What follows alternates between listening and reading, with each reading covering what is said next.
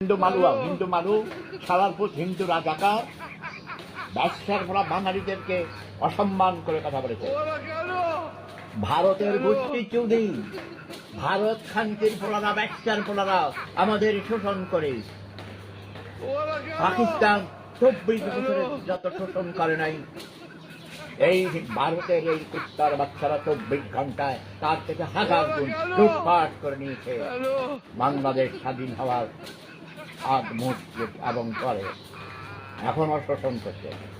বাংলাদেশকে permanent market বানিয়েছি খানকির ফোলারা।